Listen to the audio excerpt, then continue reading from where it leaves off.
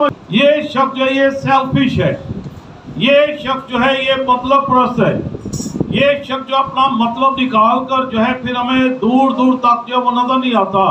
آج ہمارے دائیں بائیں بے شمار ایسے لوگ آپ کو نظر آئیں گے جو صرف اپنی جو ہے مطلب کے لیے آپ کے ساتھ جو ہے وہ جڑے ہوتے ہیں، یا اپنا مطلب نکال لیتے ہیں، ان کا کام جب بن جاتا ہے تو پھر وہ آپ کو جو ہے وہ نظر بھی نہیں آئیں گے۔ اور اکثر ہم کہتے ہیں کہ پھر ایسے لوگ ایسے غائب ہوتے ہیں جیسے گدھے کے سر سے سینگ جو ہے وہ غائب ہو جاتے ہیں۔ تو ایک یہ مثال جو بنی ہوئی ہے، تو بائبل مقدس میں یہاں پر لکھا ہے ایسے لوگوں سے بھی کنارہ کرنا۔ کہتے ہیں کہ آزمائے ہوا کو بار بار نہیں آزمانا چاہیے، آزمائے ہوا کو بار بار آزمانا نہیں چاہیے۔ اگر آپ کسی کو آزما چکے ہیں اور آپ کو سمجھ لگ گئی ہے کہ یہ بندہ سیلفش ہے، یہ بندہ خود غرض ہے، یہ بندہ مطلب پرست ہے، تو اس کا مطلب ہے کہ کلام مقدس میں لکھا ہے کہ ایسے لوگوں سے کنارہ جو ہے وہ تم نے کرنا ہے۔ تو مطلب پرست جو ہے یہ وہ لوگ ہیں کہ جو آپ کے ارد گرد ہیں، اور اس کے بعد جیسے کام ختم ہو جاتا ہے رابطے بھی ختم ہو جاتے ہیں، کمیونیکیشن جو ہے وہ ختم ہو جاتی ہے۔ اب ایک شخص جو ہے شاید وہ آپ کے پاس سے گزر جاتا ہے، شاید اس نے کبھی زندگی میں آپ سے سلام دعا بھی نہ لی ہو، یا کبھی کبھار جو ہیلو ہائی کی ہو، لیکن جب اس کو آپ کے ساتھ مطلب ہوگا تو پھر آپ کے ارد گرد جو ہے منڈلاتا ہوا نظر آئے گا۔ تو آپ سوچیں گے یہ شخص تو کبھی اس نے مجھ سے بات چیت بھی نہیں کی، آج اس کو کیا ضرورت پڑ گئی ہے۔ تو ایسے لوگ جو ہیں وہ سیلفش کہلاتے ہیں، خود غرض کہلاتے ہیں، مطلبی کہلاتے ہیں۔ تو بائبل مقدس میں لکھا ہے ایسے لوگوں سے کیا کرنا ہے؟ کنارہ کرنا ہے۔ اور ایک بڑی مشہور بات ہے کہ آزمائے ہوں کو بار بار آزمایا نہیں جاتا۔ ایک دفعہ جب آپ نے آزما لیا ہے تو پھر آپ کو سمجھ لگ جانی چاہیے کہ آپ دوبارہ جو ہے آزمانے کی ضرورت نہیں ہے۔ یہ شخص کیسا ہے، اس کی پرسنالٹی کیسی ہے، یہ اس کی شخصیات کیسی ہے، اس بات کو جو ہے ہم نے سمجھنا جو ہے بڑا ضروری ہے۔ اب بائبل مقدس میں ہمیں ایک بڑی خوبصورت بات جو ہے وہ نظر آتی ہے۔ 10 کوڑیوں کی مثال بڑی مشہور ہے۔ اب 10 کوڑی جو ہے جب ان کو شفا کی ضرورت تھی، اب یسوع مسیح کے ارد گرد ہیں، التجائیں کر رہے ہیں، منتیں کر رہے ہیں کہ یسوع ہمیں شفا دے تاکہ ہم بھی اپنے خاندانوں میں جائیں، اپنے گھروں کے اندر جائیں۔ اب کیونکہ ان کو مطلب تھا، اب شفا مل گئی ہے اور خدا نے ان کو جو ہے وہ سے تندرستی دے دی ہے۔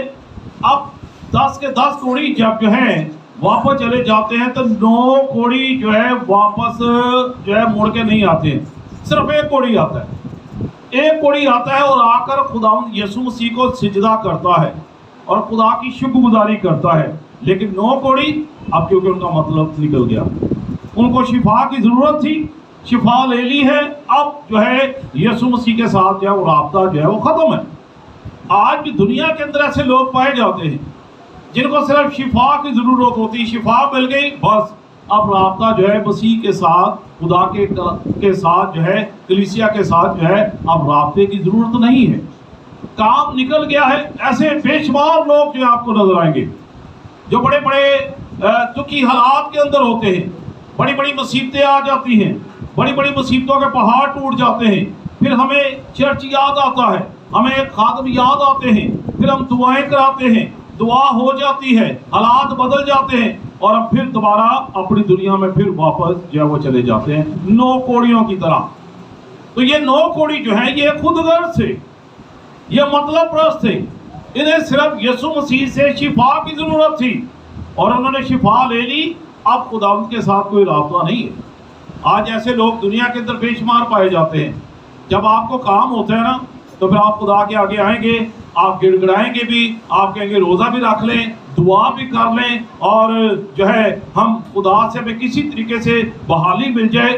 کام جب نکل جاتا ہے تو پھر خدا کو بھی ہم بائے بائے کر دیتے ہیں، بس خداوند نہیں کافی۔ تو یہ لوگ جو ہیں ہم ان کو کہیں گے سیلفش، خود غرض، جن کا جو ہے کلام کے ساتھ جو ہے دور دور تک جو ہے وہ کنیکشن جو ہے وہ نہیں ہے۔ اب یہاں پر کلام مقدس میں لکھا ہے کہ آخر زمانہ میں برے دن آئیں گے، کیونکہ آدمی خود غرض، پہلی بات یہاں پر کلام مقدس میں لکھی ہے خود غرض، यानी कि मतलब परस्त जो है वो लोग जो हैं वो आपको जो है वो नजर आएंगे।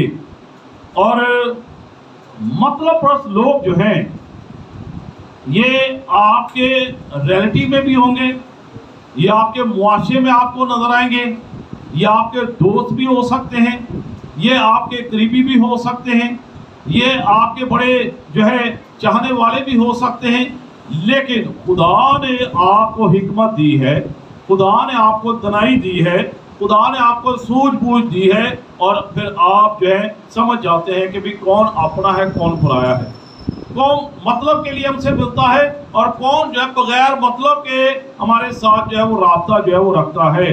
तो ये आखिरी ज़माना है, आखिरी दौर है, आखिरी अयाम के अंदर हम रह रहे हैं। तो ऐसे लोगों से हमें जो है बचकर रहने की जो है वो ज़रूरत है। फिर मैं कहता हूँ कि आज़माए हुओं को बार बार आज़माना नहीं चाहिए।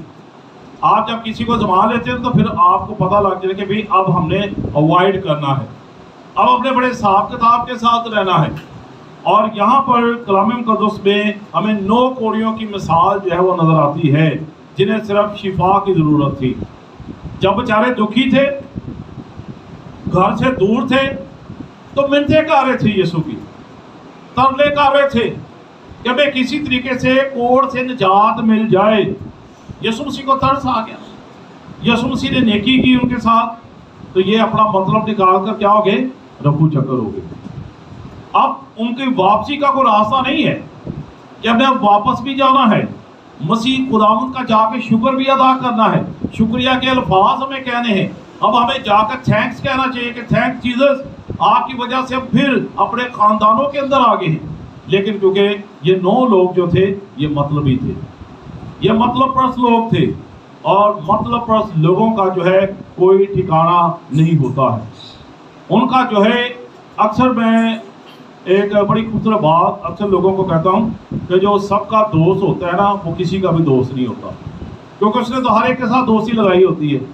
अब ऐसे जो मतलब परस्त लोग जो होते हैं उनको सिर्फ जो है अपने मतलब के लिए, अपनी गर्ज के लिए जो वो अपना राब्ता जो है वो रखते हैं।